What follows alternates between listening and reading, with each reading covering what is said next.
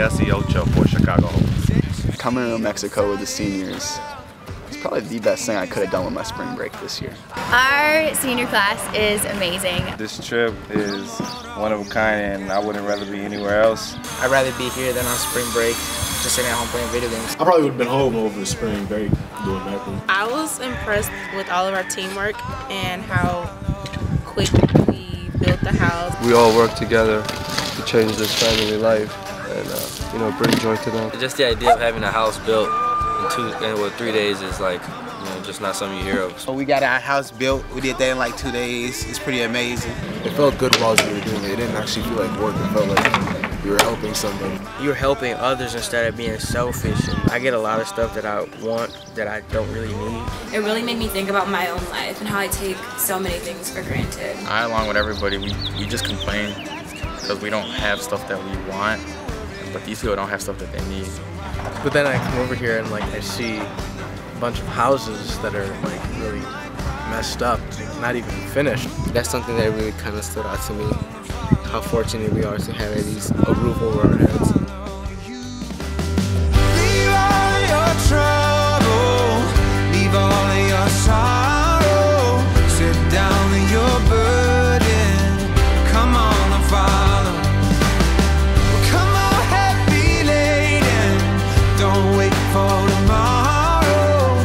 Come on, my brother, come on and follow. And then I guess, what are we doing today? This is our third day?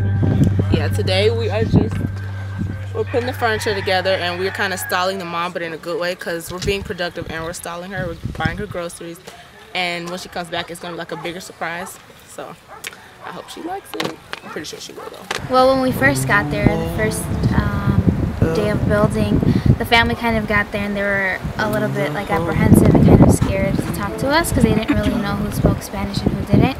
So we were at the painting station and the mom kind of walked over and just started helping, and then she started talking to Araceli, and then she kind of got a little bit more comfortable, and then I walked over and started talking to her boys, and then she kind of figured that I spoke Spanish too, and then she kind of started speaking to us. They were, you know, they're kind of shy, meeting people from Chicago, and luckily I speak Spanish, but you know, they're really humble. It's kind of cool to get to know them and you know, share a little bit of love to them, and hopefully I could, you know, show some of that love some more today. She's having a hard time, 5 kids, and she's by herself.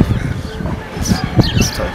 I think the thing that stands out to me most is working with this family and how much faith they had that God would take them out of their circumstances and bring them the blessing of this house. And so it's just really huge for us to be able to be here to do God's work in their lives. And so I just think we're often so discontent with the things that we have or the things we don't have, and to see people who have so little have such a big faith, it's really inspiring. I was immediately drawn to the kids since I don't speak Spanish well. They're like little kids, so if they don't understand what you say or you don't understand them, just like smile and they'll get it.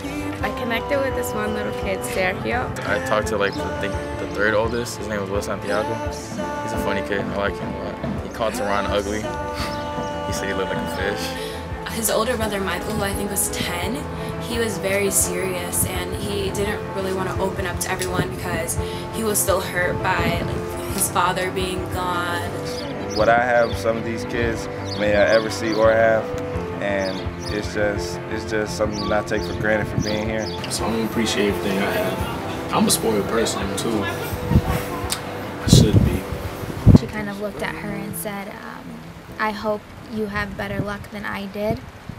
And Araceli told her that she's already so lucky and blessed because she has a beautiful family, and that her children are a blessing and that they'll always be okay.